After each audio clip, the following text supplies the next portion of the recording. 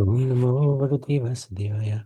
Hare Krishna, dear devotees, only to seek the blessings of Radha Madhava, Radha Shyam Sundar Krishna Balaram Bharat Gopal Nrsimha Bhagwan. Go Nitya Jagannath Baladev Subhadra Tulsimani Haridas Thakur Guru Parampara Srila Prabhupada Guru Maharaj and the assembly devotees. Thank you for joining today. We're carrying on 9th Canto, Chapter 5. So, Durvasa Muni's life spared. In this chapter, we find Maharaj Ambarish offering prayers to the Sudarshan Chakra, and we find how Sudarshan Chakra becomes merciful to Durvasa Muni. So, if you remember, Durvasa Muni offended Ambarish Maharaj. Although Ambarish Maharaj did not take any offense, still Sudarshan Chakra became very upset. And he destroyed the demon that was created by Durvasa Muni. And then Sudarshan went after Durvasa Muni. And Durvasa Muni ran. He could go anywhere in the universe. He went to Lord Brahma. Lord Brahma said, I can't save you from Sudarshan. He went to Lord Shiva, who said the same. He went to Narayan, eventually, in the spiritual world. And Narayan also said, well, I can't do anything either. You've offended a devotee of the Lord. All you can do is go to the devotee and ask for forgiveness. Okay.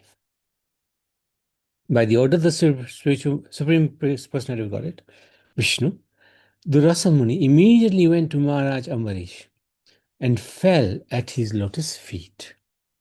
Maharaj Ambarish, being naturally very humble and meek, felt shy and ashamed because Durvasa Muni had fallen at his feet. And thus he began to offer prayers to the Sudarshan Chakra just to save Durvasa. So there you go. Durvasa Muni at the feet of Ambarish, and then Ambarish starts to pray to Sudarshan. So who is this Sudarshan? What is this Sudarshan? Well, it's the glance of the Supreme Lord by which he creates the entire material world. So interesting. So the glance of the Supreme Lord is this Sudarshan Chakra. He's the origin of creation and is the dearmost to the Lord. He has thousands of spokes. He is the killer of the prowess of all other weapons. He is the killer of darkness.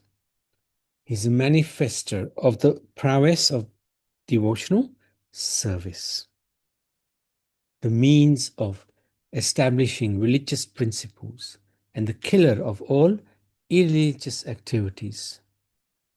Without his mercy, the universe cannot be maintained, and therefore Sudarshan Chakra is employed by the Supreme Personality of Godhead. So this is so amazing, actually. This is what Sudarshan Chakra is. It's very powerful. We just think of it as a disc on the lotus hand of the Lord, but actually Sudarshan has a very big role to play.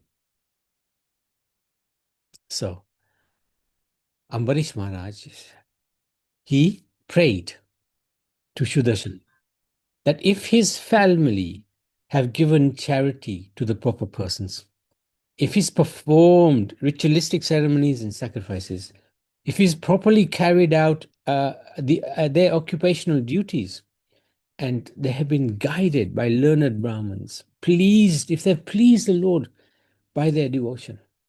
So Ambarish Maharaj is saying, if we've done any of these things, then in exchange for the piety or the bhakti, please let Durvasa Muni be freed from the burning caused by the Sudarshan Chakra. So this is the kindness. Ambarish is willing to sacrifice his everything to help that Durvasa Muni, who simply wanted to curse Ambarish. When Ambarish Maharaj thus prayed that the Sudarshan Chakra be merciful, the Sudarshan Chakra, being appeased, refrained from killing Durvasa Muni, who thus achieved the Sudarshan Chakra's mercy. So Sudarshan did not act upon Durvasa Muni. Durvasa Muni thus learned to give up the nasty idea of considering a Vaishnav an ordinary person. Vaishnav Jati Buddhi. Maharaj Ambarish belonged to the Kshatriya group, and therefore Durvasa Muni considered him lower than the Brahmins and wanted to exercise Brahminical power against him. Brahminical power is very powerful. Just because a Kshatriya has lots of weapons, they cannot necessarily defeat the Brahminical class, even if the Brahminical class have no weapons. And the example is Vashishta Maharaj and Vishwamitra. Vishwamitra was a Kshatriya, he was a king, and he wanted to defeat Vashishta. He tried with his army, but Vashishta, with his sannyas danda, was more powerful than the Kshatriya, Vishwamitra. So the Brahmins are very powerful.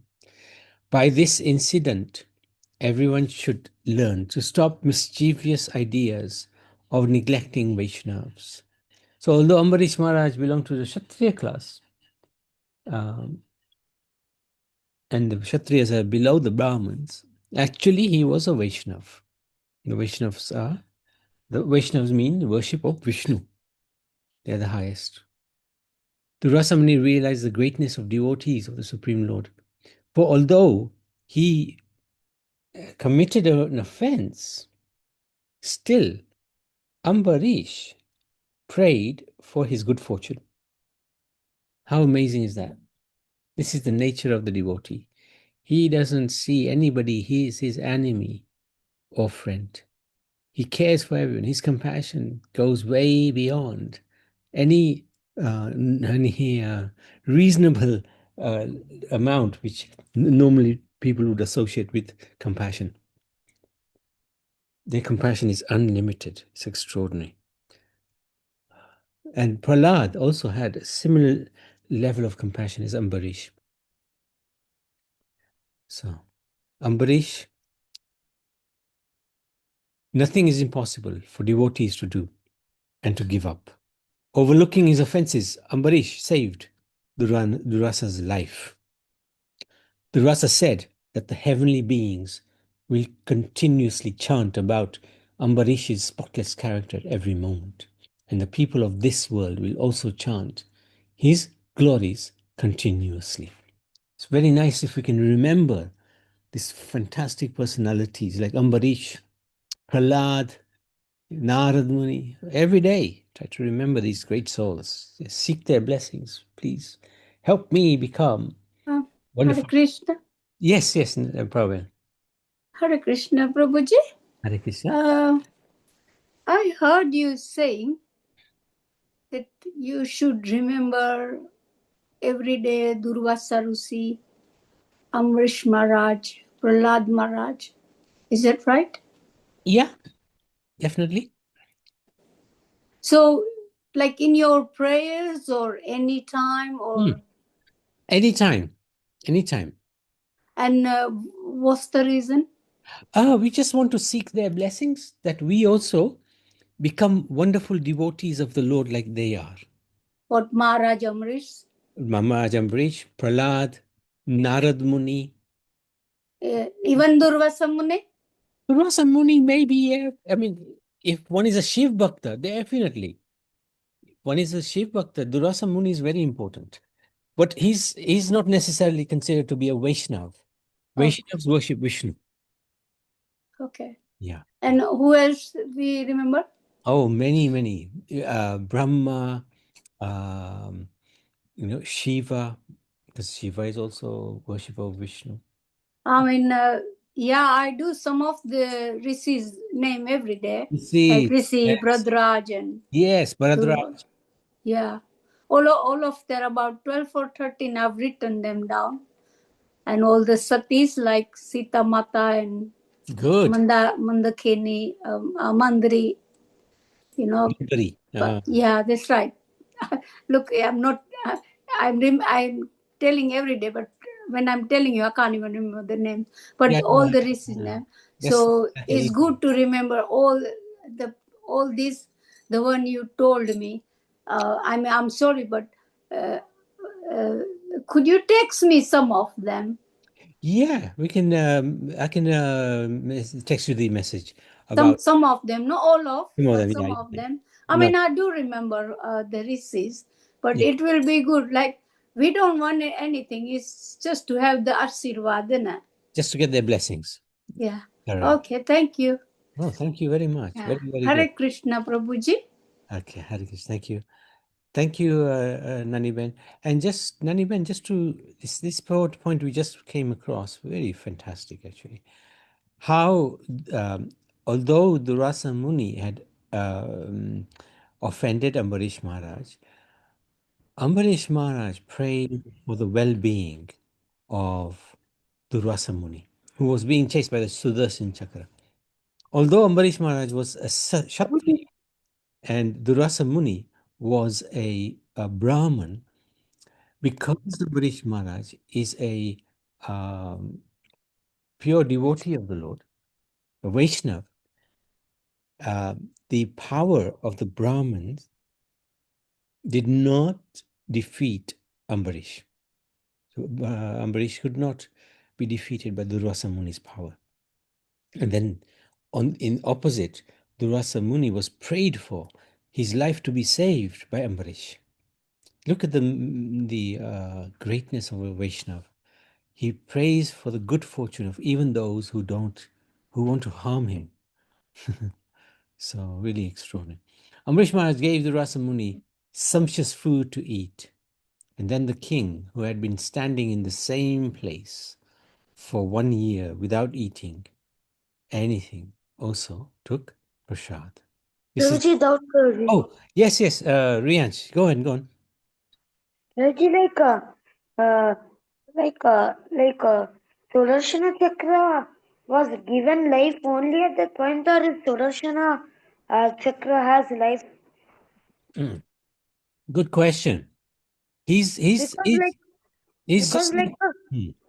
Yeah, go on. because, because like they show that the Sudarshana Chakra doesn't have any, I mean, it only has a form near Lord Krishna's hand, and it is, I mean, how can it change, Prabhuji? It's not a living thing, Prabhuji. It actually is. If you look at here, what is Sudarshan Chakra? It's the glance of the Lord by which He creates the material world. Sudarshan Chakra actually is an associate, a person, and he is a person who is close to the Supreme Lord. And he has a relationship with the Supreme Lord. He has a relationship with us as well. And these are all the different characteristics of Sudarshan. He's the origin of creation. He's dearmost to the Lord. Thousands spokes. Um, he's a killer of darkness. He's the manifester of the prowess of devotional service. So Sudarshan Chakra actually has great importance, especially in the material world. In the spiritual world, not so much, because everybody is devotee in the spiritual world. But in this material world, Sudarshan Chakra comes into play. So he is actually a person. He's actually got a personality. He's like an incarnation of the Lord, um, and very, very powerful incarnation. Does that make sense, Shriyansh? Yes, Prabhuji, another doubt. Durvas Muni, uh, Durvas Muni water story I read in Durvas Muni, he goes to devotees only, and but he becomes very angry at devotees, Prabhuji. Why is it, Prabhuji? The Rasa Muni has a reputation of becoming very angry, but also very pleased. So he can, within a moment, if something is wrong, he becomes very angry. If he becomes happy, he becomes very, very happy. Like when he went to see Radharani, he became very, very happy. But when he went to see the Pandavas, for example, he was going to become very upset. But then Krishna came and saved the Pandavas. Why?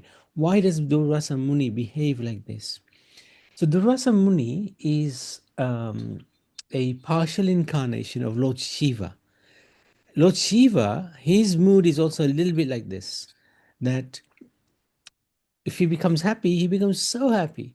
If he becomes upset, then he becomes very, very upset. So his Durvasa Muni's mood is similar to that of Lord Shiva, because he's a partial incarnation. But he's also very kind-hearted, very generous, very gentle. But at the same time, he also, if something is wrong, some etiquette is breached, he becomes awfully angry. Is that okay? Yes, Prabhuji. Yes. Thank you. Very Thank you, good Prabhuji. questions. Very good questions. Appreciate that. Thank you. Thank you, Prabhuji. Thank you. So, then the great mystic yogi, the Rasamuni, took permission and left, continuously glorifying the king. Through the skyways, he went to Brahmlok. See, this is the thing with Durasamani. How can you go to Brahmlok? How can you go to Shivlok? How can you go to Vaikuntha? Unless you have some really powerful potency. So the Rasa Muni is no ordinary person. The Rasa Muni's purpose in going to Brahmlok was apparently to speak to the residents of Brahmlok about how powerful a devotee is and how a devotee can surpass every living entity within the three worlds. The so-called Gyanis and Yogis cannot compare to a devotee. This is very powerful. Therefore, because of his advanced position in devotional life, Maharaj Ambarish, who no longer desired to live with the material things, retired from active family life. He divided his property amongst his sons, who were equally as qualified, and he himself took the order of Vanaprastha and went to the banks of the Manasa Sarovar. Now we know this Mansarovar. This is the one in Tibet, very powerful place, to concentrate his mind upon Lord Vasudeva.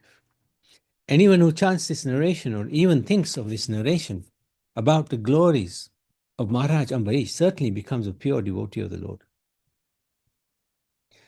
By the grace of the Lord, those who hear about the activities of Maharaj Ambarish, the great devotee, certainly becomes liberated or becomes devotees without delay. So this is a very powerful chapter. Pure devotee cannot be understood even by an intelligent man. Therefore, Durvasa Muni first mistook Ambarish for an ordinary man and wanted to punish him out of anger. But when Durvasa Muni was persecuted by Sudarshan Chakra, his intelligence developed. The pain inflicted by Sudarshan Chakra was his great benefactor, delivering him from samsara and showing him the path of bhakti. So then he realized, this is the importance of a devotee. Chapter 6, Downfall of Shaubari Muni. After describing the descendants of Maharaj Ambarish, Sukadeva Goswami described all the kings from Shashada to Mandata. And in this connection, he also described how the great sage Saubari married the daughters of Mandata. So, Ikshwaku's sons. Maharaj Ambarish had three sons named Virupa, Ketunman, and Shambhu. The son of Virarupa was Prashadasva, and his son was Ratitara. Ratitara had no sons, but when he requested the favor of the great sage Angira, the sage begotten several sons in the womb of his wife, Ratitara's wife. When the sons were born, they became the dynasty of Angira Rishi and of Ratitara. the son of Manu was Ikshvaku. When Manu was sneezing, Ikshvaku was born from Manu's nostrils. So you can see the power of these Manus. He sneezed and Ikshvaku came. Ikshvaku had 100 sons, of whom Vikukshi, Nimi, and Dandaka were the eldest. The son of Maharaj Ikshvaku became kings of different parts of the world. So Ikshvaku has 100 sons, 25 kings in the western side of Aryavrata. Another 25 were in the eastern side. The three prominent sons, Vikshukshi, Nimi, and Dandaka, the kings in the middle area, and the other sons, they were kings in the north and the south. Because of violating sacrificial rules and regulations, so one of the sons, Vikukshi, was banished from the kingdom. When Maharaj Ikshvaku was performing Shrad ceremony, he ordered his son, Vikukshi, to immediately go to the forest to bring some pure flesh. Wow. Vikukshi killed many suitable animals, but when fatigued and hungry, he became forgetful and he ate a rabbit he had killed. Vikukshi gave the rest to Vashishta, who could immediately understand that part of the flesh had already been taken by Vikukshi. Now, what is this business about offering flesh to the yajna? So, in the Vedic scriptures, it does allow this to take place.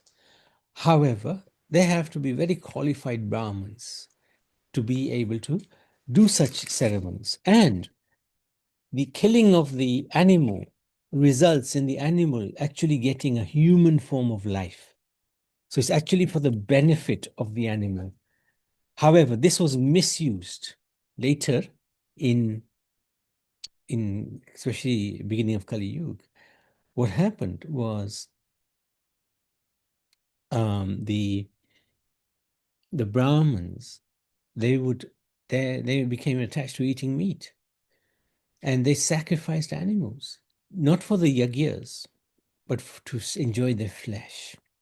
And that's why Buddha came, and Buddha stopped the killing of animals, animal sacrifices. He stopped the activities that were carried out through the Vedas. So, but in the previous times, animal sacrifices were done for the benefit of the animal and by proper Brahmins like Vashishta. Anyway, when King Ikshvaku was informed and banished Vikukshi by the mercy of Vashishta and the power of the mystic yogi, Maharaj Ikshvaku attained liberation after giving up his material body. When Maharaj Ikshvaku expired, his son Vikukshi returned, took charge of the kingdom. He performed various types of sacrifices. Thus he pleased the Supreme Personality of Godhead. This Vikshukshi later became celebrated as Shashada, the eater of the rabbit.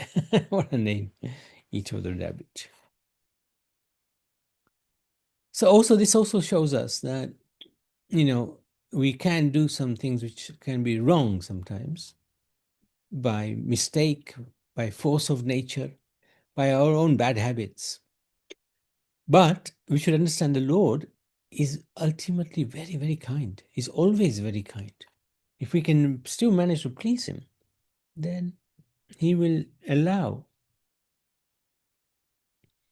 us to associate with him and his devotees. Vikukshi's son fought against the demons for the sake of the demigods, and because of his different valuable services, he became famous by different names. Puranjana, because he helped the demigods and conquered the city of the demons. Indravaha, because Indra became his bull carrier in the war. At first, Indra was not happy to do this, but Vishnu ordered him to do so. Kakutsta, because he fought by sitting on the hump of a bull. After conquering the enemies, the saintly king Puranjaya gave everything, including the enemy's riches and wives, to Indra. The son of Puranjaya was Anena. The son of Anena was Prithu. And the son of Prithu was Vishwagandhi. The son of Vishwagandhi was Chandra. And the son of Chandra was Yuva Nasva. And his son was Shravatsa, who constructed Shravatsapuri. So this is exactly what we just discussed. Just giving, and then from Shravatsa came Bhadratsva, and from Bhadratsva came Kuvalashva, who had 21,000 sons. 21,000 sons. Wow. Aye. The son of Shravatsa was Bradashva. Bradashva's son was Kulvalaya Yeshva. The son of Kulavashya was Dashva, Kapilashva, and Bhadrashva. He also had 21,000 other sons. Wow. In order to satisfy the sage Utanka, Kuvala Vishwa, killed a demon named Dundva, Dundvu.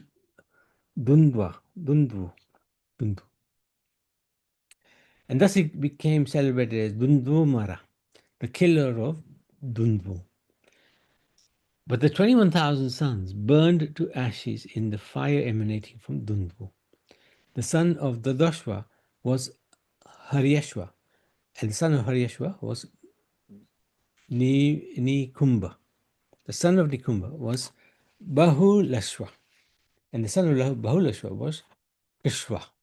The son of Kishwa was Senajit, and his son was Yuva Nashwa. So again, we've gone through that.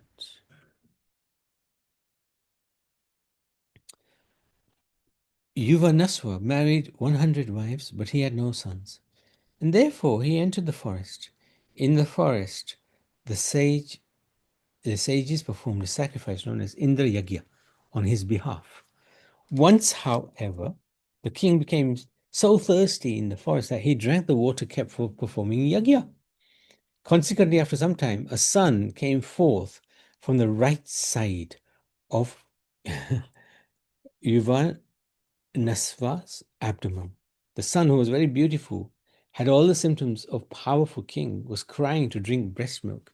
And the Brahmins wondered who would look after the baby. So Indra, who was worshipped at the yagya, came and gave the child his index finger to suck. The son became known as Mandata. Because Yuvas Nasva, the father of the baby, was blessed by the Brahmins, he did not fall a victim to death. After this incident, he performed severe austerities and achieved perfection in that very spot. Wow. Thereafter, Mandata became the emperor and ruled the earth, which consists of 7 islands. Thieves and rogues were very much afraid of this powerful king, and therefore the king was known as Rashadhasvyu, meaning one who is very fearful to rogues and thieves. Mandata begot sons in the womb of his wife, Bindumati. These sons were Purukutsa, Ambarish, and Muchukunda. These are different. This Ambarish is not the same Ambarish. Huh? These 3 sons had 50 sisters, all of whom became wives of a great sage known as Sobari. Okay, so they became wives of Sobari.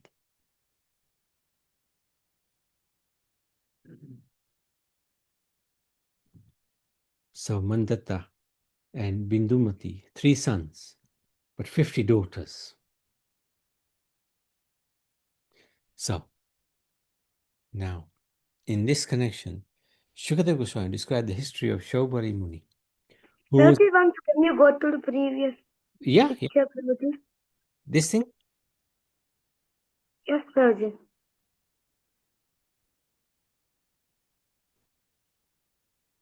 Yes, Prabhuji. Thank you. Thank you. Very good. Sukadeva Goswami described the history Shaubadi Muni, who was engaged in austerities deep in the water of the river Yamuna. But because of sensual agitation caused by fish mating, so he saw two fish mating, he fell from his yoga and wanted to marry all the daughters of Mandata for sexual pleasure. He transformed himself into a young, attractive man, and all the 50 sisters wanted to marry him. By mystic power, he created an opulent home and had 100 children with each wife. Wow. King Mandatta was amazed and retired. Sobari Muni enjoyed in the material world. But he was not at all satisfied. Just as a fire never ceases blazing if supplied with a drop of fat. Regretting.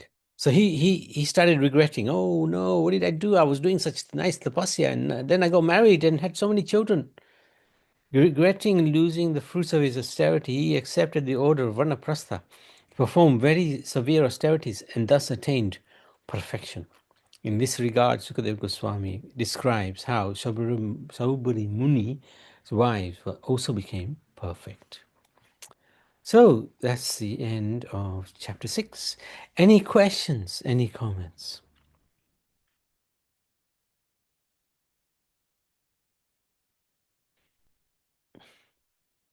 Okay, thank you so much. Let's stop there. Srimad Bhagavad Purana ki jai, Ambarish Maharaj ki